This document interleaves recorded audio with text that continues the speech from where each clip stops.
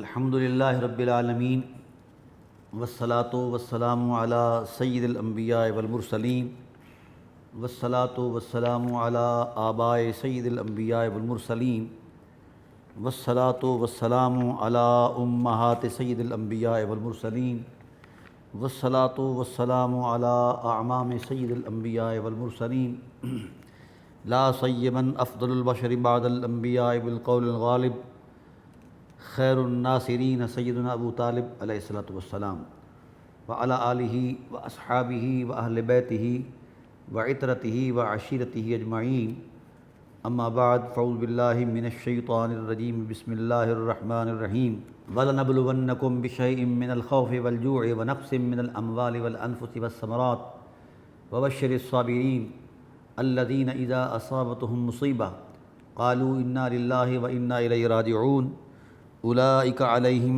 صلوات من ربہم ورحمہ واولئک هم المہتدون صدق اللہ مولانا العظیم وبلغنا رسولہ النبی العظیم الرؤوف الرحیم ان اللہ وملائکتہ یصلون علی النبی یا ایہا الذین آمنوا صلوا علیہ وسلموا تسلیما اللہم صلی علی محمد وعلی آل محمد کما صلیت علی ابراہیم وعلی آل ابراہیم انک حمید مجید اللہم بارک علی محمد وعلی آل محمد کما بارکت علی ابراہیم وعلی آل ابراہیم انک حمید مجید الصلاۃ والسلام علیک یا سیدی یا رسول اللہ وعلی آلک واصحابک یا سیدی یا حبیب اللہ الصلاۃ والسلام علیک یا سیدی یا خیر خلق اللہ وعلی آلک واصحابک یا سیدی یا زینت عرش اللہ۔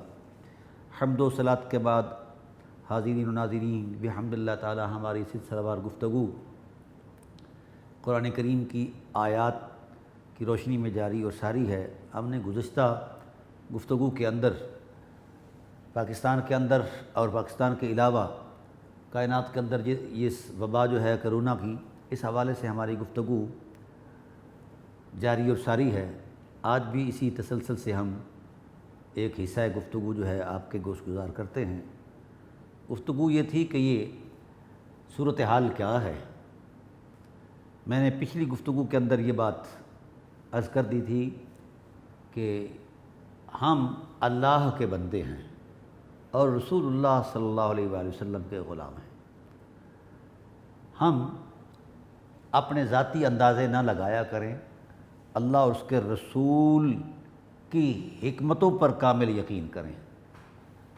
گفتگو یہ تھی کہ آزمائش اگر آئے تو اس کی صورت کیا ہے، اور آزمائش پر انسان کا رویہ کیا ہونا چاہیے، اور آزمائش کے اسباب کے بعد آزمائش کا تسلسل کیسے ہو اور اس کے ساتھ نبرد آزمائی کیسے ہو، اور پھر ساتھ ساتھ اللہ تعالیٰ کی ذات جو آزمائشوں پر نعمتیں عطا فرماتے ہیں اس پر تو بڑی دل جو ہیں وہ دہل جاتے ہیں اور خواہش کرتے ہیں کہ ہم مسلسل آزمائش میں ہی رہیں۔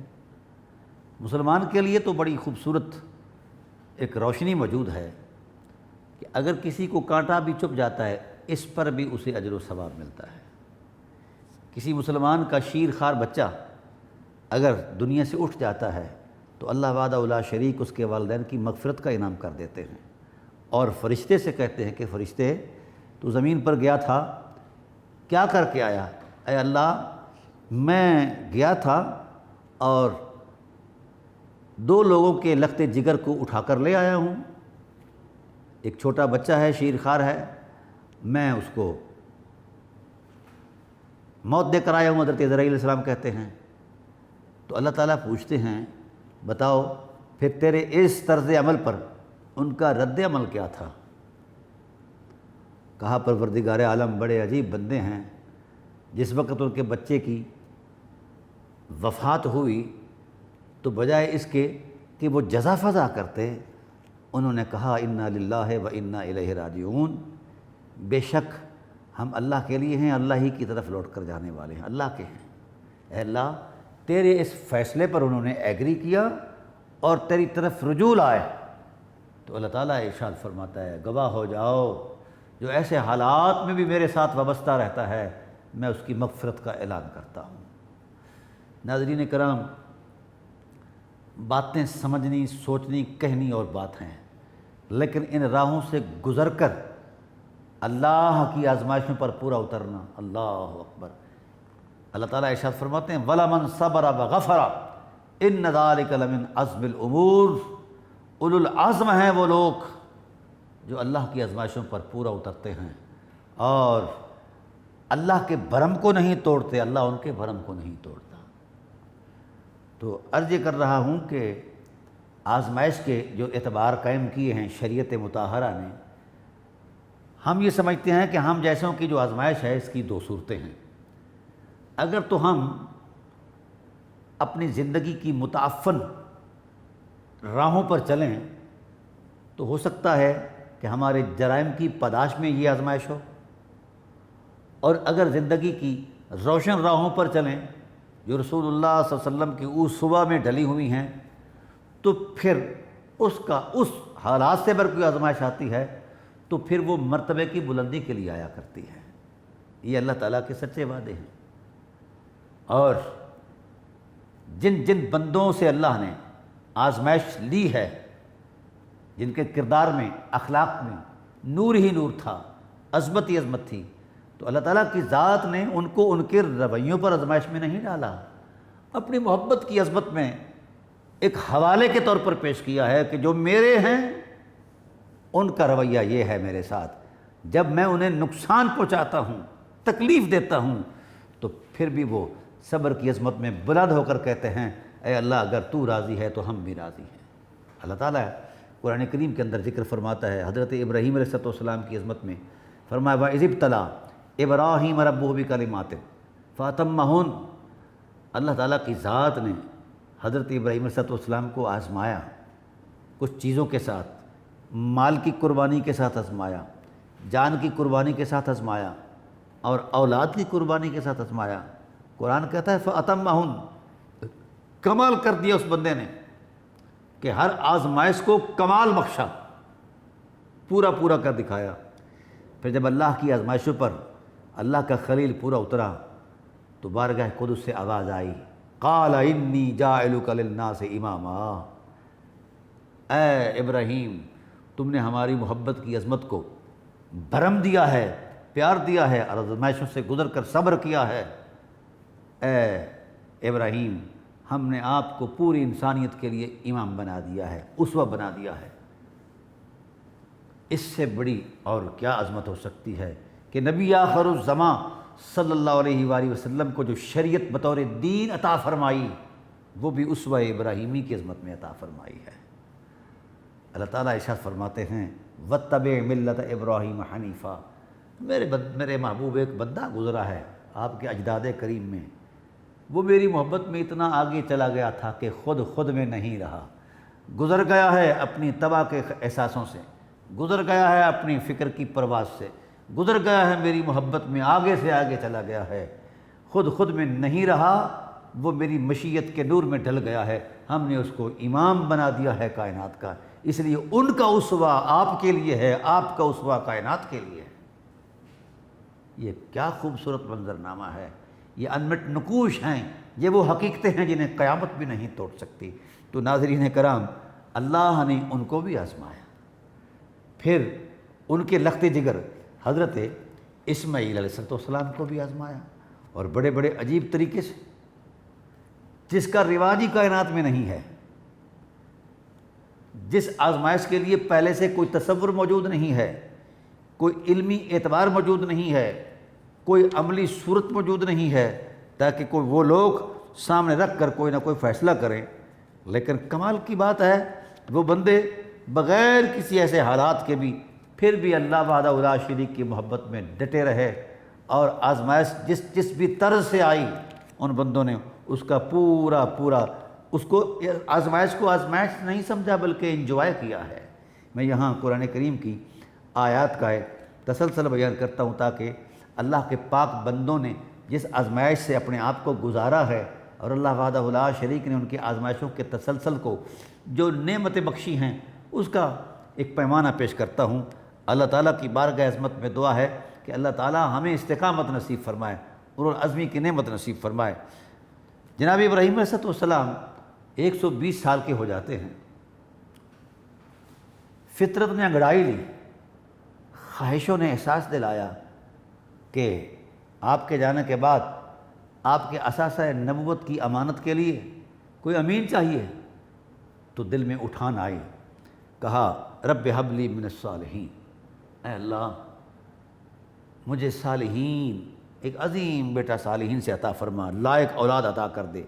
فبشرناہ بغلام حلیم، بارگاہ عظمت الہی سے آواز آئی، ہاں ہم بشارت دیتے ہیں ابراہیم علیہ السلام کو ایک عقل مند اور شعور کی معراج والے بیٹے کی، اور بشارت دیتے ہیں حلم اور حوصلے والے بیٹے کی۔ کلام اعلیٰ ہے۔ ابھی جناب اسماعیل علیہ السلام دنیا میں تشریف لائے نہیں، دنیا میں تشریف لائے نہیں، ابھی جناب ابراہیم علیہ السلام کے نقشہ خیال میں ان کا تصور بھی نہیں آیا، انگڑائی ہوئی رہی۔ دنیا میں انسان جب آتا ہے تو انسان اپنے رویوں کی تراش خراش سے پہچانا جاتا ہے، جس رویے سے گزرتا ہے، حالات اور دنیا کی آنکھ اور تاریخ اسے اس زاویہ نظر سے دیکھ کر اس کا تعین کرتی ہے، یہ کیسا ہے اور کیسا نہیں ہے، صاحب اخلاق ہے یا دوسرا ہے۔ یعنی کائنات کی تاریخ کے اندر کوئی ایسا شخص نہیں آیا کہ جو زندگی کے تجربے سے نہ گزرا ہو، تجربے سے گزرنے سے بھی پہلے اس کے زندگی کی اخلاقی عظمتوں کو بیان کر دیا گیا ہو۔ بھائی زندگی جب تجربے سے گزرتی ہے تو پھر نقاد لوگ جو ہیں اس پر نقد و جرح بھی کرتے ہیں، اور جن لوگوں کو ان کا کوئی کردار بھاجا آتا ہے اس پر اس کو تعریف اور توصیف بھی کرتے ہیں، لیکن کردار تجربے سے گزرے تو پھر اس پر فیصلہ دیا جاتا ہے، ذہن بنایا جاتا ہے، اس کو تاریخ کا حصہ کہا جاتا ہے۔ سلام ہو ان نفوس قدسیہ پر، ابھی یہ کردار کے تسلسل سے گزرے نہیں، ابھی یہ زندگی میں آئے نہیں، ابھی ان کے لیے صرف اظہار محبت کے لیے ایک خواہش کا اظہار کیا گیا ہے، دعا کی جاتی ہے۔ قدرت وحدہ لا شریک نے فرمایا فبشرناہ بغلام حلیم، اللہ نے جناب اسماعیل علیہ السلام کی ذات کو تشریف دنیا میں لانے سے پہلے ان کے اوصاف کو بیان فرما دیا۔ کتنا اعتماد ہے خدا کی قدرت کا۔ اور اسی طریقے سے اور بھی لوگوں کو اللہ تعالیٰ کی ذات نے اس عظمت میں بیان فرمایا ہے۔ ابھی وہ دنیا میں نہیں آئے، میرے رسول کریم صلی اللہ علیہ وآلہ وسلم بھی ابھی دنیا میں تشریف نہیں لائے تھے، تو اللہ نے میرے رسول صلی اللہ علیہ وسلم کی اسوہ کی حرمت کو تورات میں بیان فرمایا، زبور اور انجیل میں بیان فرمایا۔ اللہ تعالیٰ ارشاد فرماتے ہیں الذین یتبعون الرسول النبی الأمی الذی یجدونہ عندہ مکتوبا فی التوراۃ والانجیل یأمرهم بالمعروف وینہاہم عن المنکر ویحل لهم الطیبات ویحرم علیہم الخبائث ویضع عنہم اسرہم والاغلال التی کانت علیہم فالذین آمنوا بہ وعزروہ ونصروہ واتبعوا النور الذی انزل معہ اولئک هم المفلحون۔ اللہ وحدہ لا شریک نے میرے رسول کی اخلاقی حرمتوں کو رسول کی زندگی کے تجربے سے بھی پہلے بیان فرما دیا ہے۔ یہ کتنا بڑا الوہی اعتماد ہے۔ کاش جس طرح خدائے ذوالجلال نے اپنے محبوبوں پر اعتماد کیا ہے، ہمیں بھی چاہیے اس کے محبوب کی حرمت پر، اس کے محبوبوں کی حرمت پر اسی طرح کا اعتماد اور یقین کریں، اور اس میں ہماری بھلائی ہے، ہمارے یقین کو روشنی بخشی جاتی ہے، اور یہ ہمارا یقین اس عظمت میں ہماری نجات کی ضمانت بن جاتا ہے۔ لیکن افسوس آج ہم انہی حقیقتوں کا ترازو کر رہے ہیں جن حقیقتوں کے بغیر نہ ہمارا ایمان ہے، نہ ہمارا اخلاق ہے، نہ زندگی ہے، نہ بندگی ہے۔ ترازو چھوڑ دے امت، کس نے حق دیا ہے امت کو کہ ترازو لے کر بیٹھ جائے فلاں فلاں ہے اور فلاں فلاں ہے؟ بھئی تو جو جائزہ لے رہا ہے مولانا، اس جائزے میں کبھی خود کا بھی جائزہ لیا ہے؟ پہلے اپنا جائزہ لے، اور تجھے یہی حق ہے کہ اپنے بابت بات کر، تجھے ان حقیقتوں پر بولنے کا حق نہیں ہے، کیونکہ وہ حقیقتیں ہیں جن کی حرمت کو اللہ نے قرآن کے سینے میں بیان فرما دیا ہے۔ زبور، تورات، انجیل، صحف ابراہیم، صحف موسیٰ کے تقدس معاب اوراق کے اندر ان حرمتوں کو اپنی مشیت کے نور سے لکھ دیا ہے۔ اب خدائے ذوالجلال کی حکمتوں کا جائزہ تو لے رہا ہے، تجھے تو اپنا پتہ نہیں ہے، تو ان حرمتوں کو چھیڑ رہا ہے اور ترازو کر رہا ہے۔ توبہ کرو، امت اس وبال سے گزر رہی ہے، لیکن ابھی بھی مولانا صاحبان ترازو اپنے ہاتھ میں لیے ہوئے بیٹھے ہیں، کبھی کسی کی شخصیت کا ترازو کر لیتے ہیں، کبھی کسی کا، کبھی کسی کو دوسرے پارٹ میں رکھ دیتے ہیں۔ یہ کیا تماشا ہے؟ امت بغاوت کا اعلان کر دے ایسے اہل علم سے جس کے ہاتھ میں ترازو ہے۔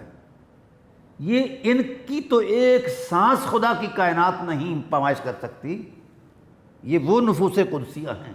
ایک سانس لیں، ایک سانس لیں تو کائنات کے سارے حجم جو ہیں ان کی سانس کا احاطہ نہیں کر سکتے، تو ہم ان کی شخصیت کا ترازو کر رہے ہیں، ان کے سارے اثاثہ حیات کا ترازو کر رہے ہیں اور فیصلے دے رہے ہیں۔ توبہ کرو، جن پر ایمان لانا واجب ہے ان کو تولا نہیں جاتا، مانا جاتا ہے، ان کو بھی مانا جاتا ہے، ان کی بھی مانی جاتی ہے۔ اس طرف لے آؤ امت کو جس کی دعوت قرآن دے رہا ہے، اپنے خود ساختہ افکار، ذاتی حالات پر بنائے ہوئے مسلکوں کا تسلسل، یہ بت ہیں، ان کو چھوڑ دو۔ لا الہ الا اللہ کی وحدت میں آ جاؤ، محمد رسول اللہ صلی اللہ علیہ وسلم کی حرمت میں سادے ہو کر آ جاؤ، جوڑ توڑ چھوڑ دو۔ بہرحال عرض کر رہا تھا کہ اللہ اپنے بندوں کو آزماتا ہے۔ فلما بلغ معه السعی قال یا بنی، اللہ اکبر، جب وہ امنگیں، وہ امیدیں، وہ ارمان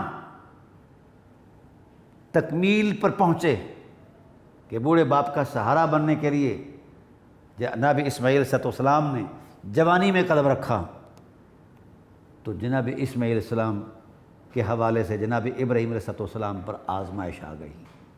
یا بنیا انی ارا فی المنام، اے میرے بیٹے میں نے تو خواب میں دیکھا ہے، انی اذبحک، تجھے ذبح کر رہا ہوں۔ اس عمل کا تسلسل پائے کائنات میں کہیں کوئی نہیں تھا پہلے۔ انی اذبحک، میں تجھے طرح ذبح کر رہا ہوں، لیکن واضح کر دیا کہ یہ بات میں نے خواب میں دیکھی ہے۔ لیکن جس کے سامنے اپنے ارادے کا وہ اظہار فرما رہے ہیں وہ بھی کوئی چھوٹی موٹی ذات نہیں ہے، وہ بھی پیغمبر ہیں۔ پیغمبر کی حرمت کو جانتا بھی ہے اور تکریم بھی کرتا ہے۔ یہ پیغمبر بھی ہے، بیٹا بھی ہے، وہ پیغمبر بھی ہیں اور باپ بھی ہیں۔ تو کہا، باپ نے کہا انی اذبحک، ذبح کر رہا ہوں۔ یہاں ذرا اپنے کلیجے پر ہاتھ رکھ کر سوچئے، مجھ میں اور آپ میں ایسی ہمت ہے کہ ہم اپنے بیٹے سے اس بات کا اظہار بھی کروائیں؟ اور بیٹے میں اتنی جرأت اور استقامت ہے کہ جس طرح کا جواب جناب اسماعیل علیہ السلام دیا، ہماری اولاد بھی ایسا جواب دے گی۔ وہ ہمارے ذبح کرنے سے پہلے ماں باپ کو ہمیں ذبح کر دے گے۔ تو ناظرین کرام، یہ حرمت قرآن میں کیوں آئی ہیں؟ اللہ نے ان کو اسوہ کیوں بنایا ہے؟ اللہ وحدہ لا شریک کی محبت میں یہ لوگ اتنے آگے چلے گئے تھے کہ اللہ انہیں خدا ہو کر سلام کرتا رہا۔ اللہ فرماتے ہیں وَسَلَامٌ عَلَىٰ عِبَادِهِ الَّذِينَ اصْطَفَىٰ وَإِنَّا مِنَ الْمُصْطَفَيْنَ الْأَخْيَارِ وَسَلَامٌ عَلَىٰ عِبَادِهِ الَّذِينَ اصْطَفَىٰ۔ محبوب ان مصطفیٰؤں کو سلام کرتا ہوں جو میرے پیار کی حرمت میں اترے رہتے ہیں۔ ارشاد فرمایا انی اذبحک، میں تمہیں ذبح کر رہا ہوں، فانظر، اب غور کر لے، ماذا ترا، تیری رائے کیا ہے، اس بارے میں تیرا فیصلہ کیا ہے؟ باپ بیٹے سے کہہ رہا ہے، کتنی بڑی آزمائش ہے، کتنی بڑی آزمائش ہے۔ اور بیٹا باپ سے کیا کہہ رہا ہے؟ قال یا ابت افعل ما تؤمر۔ بابا، پیغمبر کا خواب اتفاقی خواب نہیں ہوتا، وحی الہی کی عظمت ہوا کرتی ہے۔ قال یا ابت افعل ما تؤمر، جو آپ کو حکم دیا گیا ہے جلدی کرو۔ باپ کہتے ہیں کہ دیکھو یار، اس کی جوانی ابھی عروج کی طرف جا رہی ہے اور اس کے من میں مچلتے ہوئے ارمان زندگی کے نہ جانے کہاں کہاں وہ طوفان بن کر رکے ہوئے ہیں، لیکن کچھ بھی نہیں سوچا، نہ زندگی کو سوچا، نہ ارمانوں کو سوچا۔ پتہ تھا کہ ہم باپ بیٹا آزمائش کی عظمت سے گزر رہے ہیں، ابتلا سے گزر رہے ہیں، تو کہا لا یا ابت افعل ما تؤمر، یہ حکم الہی ہے، اس کو فی الفور ادا کیا جائے۔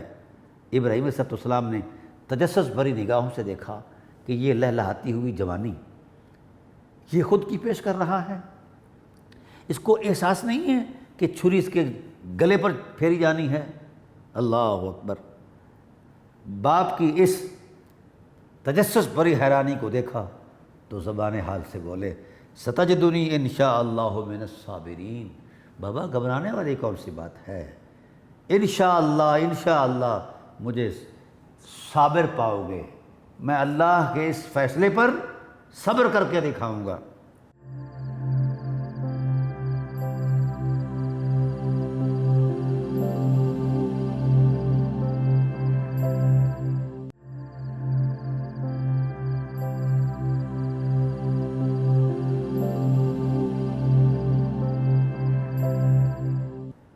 اللہ اکبر! فلما اسلما وتلہ للجبین، یہ صرف خواب کی گفتگو ہی نہیں، اب عمل شروع ہو رہا ہے، خواب کی تعبیر کا تسلسل شروع ہو رہا ہے۔ فلما اسلما وتلہ للجبین، جب دونوں گردن جھکا بیٹھے، جب دونوں تسلیم و رضا کے نور میں اتر گئے، جب دونوں حکم الہی کے سامنے سرنگو ہو گئے اور اپنے بیٹے کو ماتھے کے بل لٹا دیا تاکہ نگاہوں سے نگاہیں نہ لڑ جائیں کہیں، اور شفقت پدری جو ہے کہیں جوش مار کر اللہ کے پیار میں کہیں کوئی نقص نہ پیدا ہو جائے۔ وَتَلَّهُ لِلْجَبِينِ وَتَلَّهُ لِلْجَبِينِ۔ اللہ اکبر! یہ قرآن یہ منظر کشی کر رہا ہے۔ کیوں؟ قرآن سچی کتاب ہے اور سچائیوں کی حرمت کو بیان کر رہا ہے۔ سچائی ایک ایسی حقیقت ہے جس میں صرف اور صرف نجات ہے، اور جھوٹ ایک ایسی نحوست ہے جس کا نتیجہ صرف اور صرف ہلاکت ہے۔ وَنَادَيْنَاهُ أَن يَا إِبْرَاهِيمُ، باپ بیٹے کے گلوے نازنین پر چھری چلا رہا ہے، آسمان کا کلیجہ بھی کانپ جاتا ہے، حوروں کی چیخیں نکل گئیں، کائنات کا ذرہ ذرہ بلبلا اٹھا کہ یہ کیا ہو رہا ہے؟ قوت نبوت کے ساتھ اللہ کا خلیل چھری چلا رہا ہے۔ اللہ اکبر! اور بیٹا اس چھری کے تیز دھاری کو قبول کر کے برداشت کر رہا ہے۔ وَنَادَيْنَاهُ أَن يَا إِبْرَاهِيمُ، حضور عظمت الہی سے ندا آئی، او ابراہیم، اے میرے پیارے پیغمبر، قد صدقت الرؤیا، یار دیکھا تھا تو نے خواب تھا اور سچ کر دکھایا۔ تیرے کردار کی حرمت کو خدا سلام کرتا ہے۔ قد صدقت الرؤیا انا کذالک نجزی المحسنین۔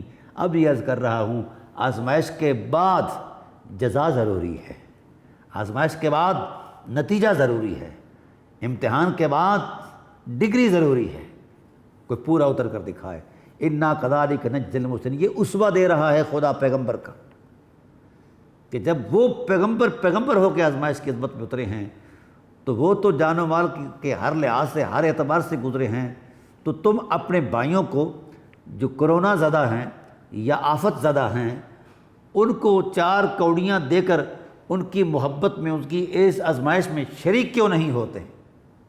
اگر تم بھی شریک ہو جاؤ تو انہیں تو ملنا ہی ملنا ہے اجر و ثواب، تمہیں بھی رحمتوں سے مالا مال کر دیا جائے گا۔ وَفَدَيْنَا إِنَّا كَذَلِكَ نَجْزِي الْمُحْسِنِينَ، قرآن کہہ رہا ہے إِنَّ هَذَا لَهُوَ الْبَلَاءُ الْمُبِينُ، یہ بہت بڑی بلا، بہت بڑی آزمائش تھی۔ اللہ اکبر! وَفَدَيْنَاهُ بِذِبْحٍ عَظِيمٍ، تو جو بندہ ہمارے پیار کی عظمت میں پورا اترتا ہے تو ہم اس کی حرمت میں فدیہ دیتے ہیں، ایک ذبح عظیم کا فدیہ دیا ہے۔ وَتَرَكْنَا عَلَيْهِ فِي الْآخِرِينَ، ہم نے اس کو قصہ پارینہ نہیں بنایا کہ یہ لوگ بطور کہانی اس کو پڑھتے رہیں، فرمایا اس کو حرمتوں کو تازہ رکھنے کے لیے، عظیمتوں کو حوالہ دینے کے لیے، صبر اور استقامت کو دلیل دینے کے لیے۔ وَتَرَكْنَا عَلَيْهِ فِي الْآخِرِينَ، ہم نے کردار ابراہیم کو، کردار اسماعیل کو قیامت تک آخرین کے اندر اس کو قائم رکھا ہے، ہم نے اس کی تعریف کو باقی رکھا ہے۔ اور نتیجہ کیا دیا؟ ناظرین کرام، خدا اپنی شان میں خدا ہی ہے، بندے تو بندے ہیں ہی صحیح مگر مولا مولا ہے۔ یہ ساری چیزیں وہ بیان کر کے کہتا ہے سلام علی ابراہیم اے ابراہیم تجھ پر سلام ہو، اے ابراہیم تجھ پر سلام ہو، اے ابراہیم تجھ پر سلام ہو۔ یہ اس کا رویہ ہے جس کا شریک کوئی نہیں ہے، اور یہ جو بندے ہیں اس کے، ان کا رویہ ہے جن کی مثال کوئی نہیں ہے۔ پھر فرمایا وَكَذَلِكَ نَجْزِي الْمُحْسِنِينَ، ہم یوں ہی بدلہ دیتے ہیں احسان والوں کو۔ إِنَّهُ مِنْ عِبَادِنَا الْمُؤْمِنِينَ، إِنَّهُ مِنْ عِبَادِنَا الْمُؤْمِنِينَ، یہ اللہ کے مومن بندوں سے ہے۔ وَبَشَّرْنَاهُ بِإِسْحَاقَ نَبِيًّا مِّنَ الصَّالِحِينَ، ہم اس کو بشارت دیتے ہیں اسحاق کی، وہ نبی بھی ہیں اور صالح بھی ہیں۔ یعنی اس آزمائش کے صلے میں اللہ نے کیا کیا دیا کہ قیامت تک حضرت ابراہیم علیہ السلام کی حرمت کو اپنی کتاب کی زینت بنایا، اور اسے سلام فرماتا رہا، اسے سلام فرماتا رہا، اور آج بھی سلام فرما رہا ہے، اور ان کے عظمت یقین کی بھی تصدیق کر رہا ہے، اور ان کو بیٹا نبی صالح عظمت میں بیان کر رہا ہے، دے رہا ہے۔ وبارکنا علیہ وعلی اسحاق، اللہ فرما رہے ہیں ہم نے ابراہیم کو بھی برکتوں سے مالا مال کر دیا، اور جناب اسحاق علیہ السلام کو بھی، یعنی ان کے بیٹے کو بھی۔ ومن ذریتہما محسن، ان کی اولاد میں سے محسن بھی ہوں گے، وظالم لنفسہ مبین، اور کچھ لوگ ایسے بھی ہوں گے جو اپنی ذات پر سری ظلم کریں گے۔ تو گزارش عرض کر رہا ہوں، یہ اللہ نے اپنے بندوں کی آزمائشوں کو بیان فرمایا ہے، اور یہ بندے وہ ہیں جو صاحبان اسوہ ہیں۔ پھر آگے موسیٰ علیہ السلام اور حضرت ہارون کا تذکرہ آتا ہے۔ وَلَقَدْ مَنَنَّا عَلَىٰ مُوسَىٰ وَهَارُونَ، ہم نے موسیٰ اور ہارون پر احسان فرمایا۔ وَنَجَّيْنَاهُمَا وَقَوْمَهُمَا مِنَ الْكَرْبِ الْعَظِيمِ، جب وہ آزمائے گئے تو ہم نے ان کو آزمائش سے بلند کر کے ان کو اور ان کی قوم کو ایک کرب عظیم سے، بہت بڑی سختی سے نجات بخشی ہے۔ وَنَصَرْنَاهُمْ فَكَانُوا هُمُ الْغَالِبِينَ، اس کے بعد یہ تذکرہ چلتا چلتا حضرت یونس علیہ السلام تک آتا ہے، ان کو بھی آزمایا گیا ہے۔ پھر چلتے چلتے حضرت ایوب علیہ السلام کی ذات پر آتا ہے۔ اللہ اکبر، اللہ اکبر، حضرت ایوب علیہ السلام کی آزمائش، اللہ اکبر، اللہ اکبر۔ تو ناظرین کرام، ہم جستجو کریں ان حالات کا، ان حالات سے نبرد آزما ہونے کا۔ یہ جستجو ہم جب کریں گے تو کمال جستجو پر جب ہم پہنچیں گے تو وہاں یہی نفوس قدسیہ حرمت بن کر، حوصلہ بن کر ہمارے سامنے آئیں گے۔ تو کیوں نہ ہو ہم ان حرمتوں کو سامنے رکھیں، اور اللہ سے کیے ہوئے وہ وعدے جو الستُ بربکم کے منظرنامے میں کیے تھے وہ پورے کریں۔ اللہ جب ہمیں اخلاق عالیہ کی تعلیم دیتا ہے تو ہم اخلاق سے عاری کیوں ہو گئے ہیں؟ اللہ اگر ہم سے پاکیزہ کردار کا تقاضا کرتا ہے، وہ اپنی ذات کے لیے تو نہیں کرتا، ہمارے بھرم کے لیے کرتا ہے۔ کہ جس وحدہ لا شریک نے وجود بخشا، اگر وجود بخشنے کے بعد اس نے کچھ اخلاقی رویوں کا تقاضا کیا جس سے زندگی کی رونق میں زندگی کی رونق دوبالا ہو، بندگی کی عظمت میں چاشنی آئے، اور انسانی سوسائٹی اور معاشرت کے اندر کمال اور حسن پیدا ہو، فائدے بھی ہمارے، ہمارے عمل سے ہمارے فائدے، اور وہ خوش ہو رہا ہے، اور ایک ایک عمل پر جس اجر و ثواب کا وہ دے رہا ہے انعام، اس کا تو اندازہ ہی کوئی نہیں۔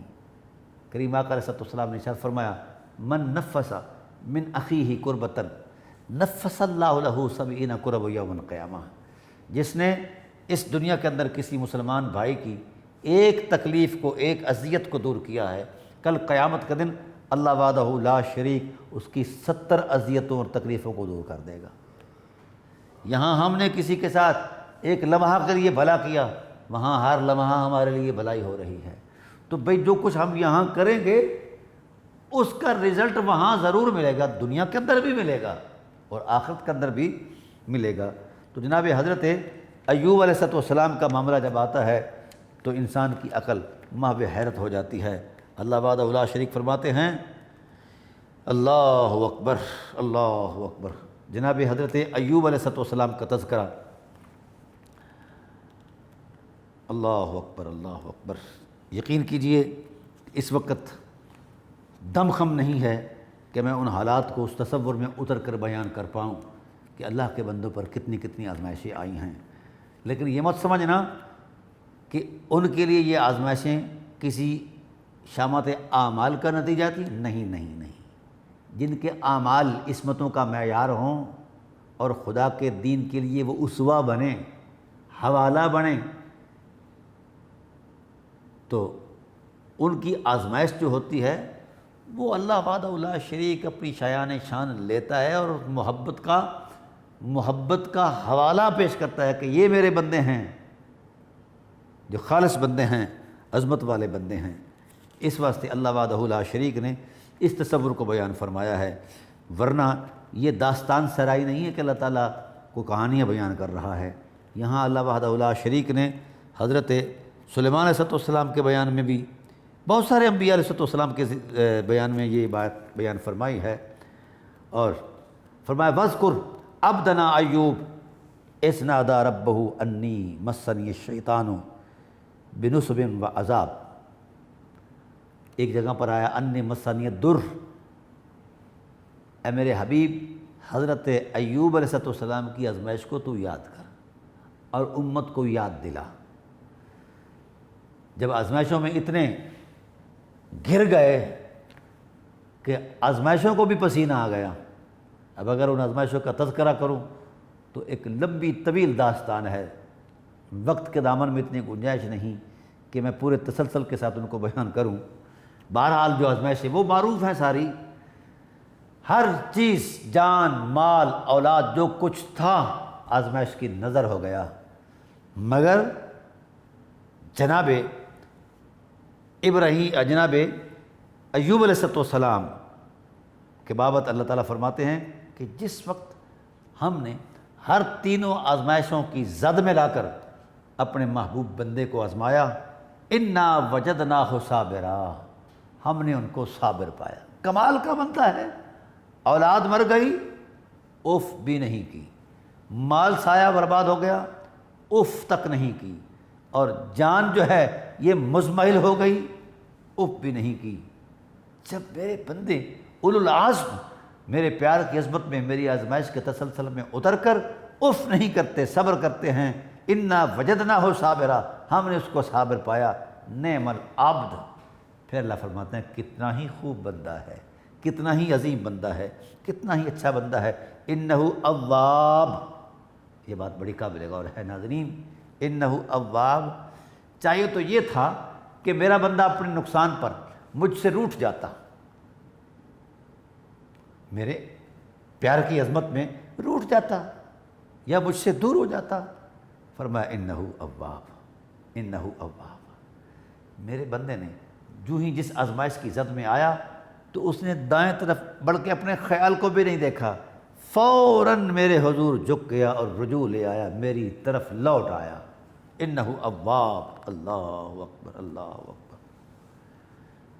وحدہ لا شریک کو پھر رحم آیا، فرمایا ارکض برجلک ھذا مغتسل بارد وشراب۔ اے میرے بندے، میں ایک پیار کی ریت قائم کرنا چاہتا تھا اور تجھے اس عظمت کا امام بنانا چاہتا تھا۔ ارکض برجلک، اپنے پاؤں سے زمین پر ٹھوکر مار، ھذا مغتسل بارد وشراب، ہم نے زمین سے کہہ دیا ہے کہ پیغمبر کی ایڑی لگے تو اپنا سینہ کھول دے اور پینے کے لیے نہانے کے لیے یہ جناب والا ٹھنڈا پانی پیش کرے زمین۔ وَوَهَبْنَا لَهُ أَهْلَهُ، یہ آزمائش کا نتیجہ بیان ہو رہا ہے۔ فرمایا وَوَهَبْنَا لَهُ أَهْلَهُ، ہم نے ان کو عطا کر دیا، وہ اس کے اہل بھی عطا کر دیے، وَمِثْلَهُمْ، ان کی مثال بھی عطا کر دی، ان کے علاوہ، یعنی جو کچھ پہلے آزمائش میں ضائع ہوا تھا اس سے بہتر زیادہ سے زیادہ کر کے عطا کر دیا۔ وَمِثْلَهُ مَعَهُمْ رَحْمَةً مِّنْ عِنْدِنَا، رحمتاً من عندنا، ہم نے اپنی رحمت کے خزانوں کے دروازے کھول دیے اپنے بندے پر۔ وَذِكْرَىٰ لِأُولِي الْأَلْبَابِ، ہم نے اپنے محبوب بندے کی داستان عظمت کو سنا کر یہ نصیحت کا باب کھول دیا ہے، آؤ لوگو اس بندے کی صبر و استقامت کی حرمت میں اتر کر صبر و استقامت کے دروازے سے گزرو تو پھر تمہیں بھی وہ کچھ عطا فرمائے گا جس کا تم تصور بھی نہیں کر سکتے۔ اللہ اکبر، اللہ اکبر۔ تو دوستان محترم، ناظرین کرام، یہ بات انتہائی قابل غور ہے۔ اس وقت پاکستان کن حالات سے دوچار ہے، پوری دنیا، امت مسلمہ کن حالات سے دوچار ہے۔ اس وقت اہم ضرورت ہے جو لوگ کرونا کی زد میں ہیں وہ تو آزمائش میں ہیں ہی صحیح، جو بچے ہوئے ہیں یہ مت سمجھیں کہ ہم آزاد ہیں، ہم لوہے کے نہیں بنے ہوئے۔ یہ اللہ کا فضل ہے کہ اس نے اپنے فضل کے نور کے پردوں میں ہمیں سنبھال رکھا ہے، صحت کی نعمت عطا بخشی ہے، مال دیا ہے، عزت اور وقار دیا ہے۔ اب ہماری آزمائش یہ ہے، ہمیں یہ آزمانا چاہتا ہے خدا اسی انداز میں کہ یہ میرے آزمائش زدہ بندوں کے ساتھ ان کا رویہ کیا ہے، ان کی صورت کیا ہے۔ ابھی چند دن پہلے ماہ رمضان المبارک گزرا ہے، ہم نے اس پر ثواب کے درجے تو بلند کیے، بیان کیے۔ کہا جاتا ہے کہ اس کا اول رحمت ہے اور اس کا دوسرا عشرہ جو ہے یہ مغفرت ہے، تیسرا عشرہ جو ہے یہ جہنم سے آزادی ہے اور نجات ہے۔ تو اس میں کوئی شک نہیں کہ ایسا ہی ہے، لیکن اس ماہ مبارک کے اندر جو اس ماہ مبارک کے پورے تسلسل کی فلسفی ہے، کبھی اس پر بھی غور کیا ہے؟ میرے رسول نے اس کی فلسفی کو بیان فرمایا ہے کہ صرف اجر و ثواب کی مستی میں نہ رہو، کوئی کردار بھی دو۔ آقا وہ کیا کردار ہے؟ فرمایا پہلے تو اپنی اخلاقی اور روحانی تربیت میں اتر جاؤ، روزہ رکھو، آنکھ کا بھی روزہ، کان کا بھی روزہ، زبان کا بھی روزہ، اعصاب کا بھی روزہ، ہر اس چیز سے لوٹ آؤ جو چیز تمہارے اخلاق کے لیے ایک زہر قاتل ہے۔ تو پھر یہاں بڑا ارشاد فرمایا یہ شہر الرحمت ہے، یہ سارا مہینہ رحمت ہے، ساتھ اس مہینے کی اصل فلسفی بیان فرما دی۔ فرمایا یہ شہر المواسات، یہ ہمدردیوں کا مہینہ ہے، پورا مہینہ ہمدردیوں کا ہے کہ تمہیں بھوکا رہ کے کسی بھوکے کی بھوک کا اندازہ ہو، پیاسا رہ کے کسی پیاسے کی پیاس کا اندازہ ہو۔ تو اس واسطے اللہ تعالیٰ نے ارشاد فرمایا کہ لوگوں جب میں آزماتا ہوں تو میری آزمائش پر جو پورا اترتا ہے تو ہم اس پر صلوات کے دروازے کھول دیتے ہیں، رحمت کے دروازے کھول دیتے ہیں اور اس کی ہدایت کا خود سے سامان مہیا کرتے ہیں۔ اور پھر بڑے عجیب بات یہ ہے، ارشاد فرمایا یہ شہر المواسات، رسول اللہ صلی اللہ علیہ وسلم نے ارشاد فرمایا یہ مواسات کا مہینہ ہے، ہمدردیوں کا مہینہ ہے۔ اگر میں نے ہمدردی نہیں کی تو میں فلسفہ رمضان المبارک کی برکت سے خالی رہا، ثواب کے چکر میں رہا، اصل ثواب یہ ہے کہ مخلوق خدا کی خدمت کی جائے اور ان کے ساتھ بھلائی کی جائے، دینے کو کچھ نہیں۔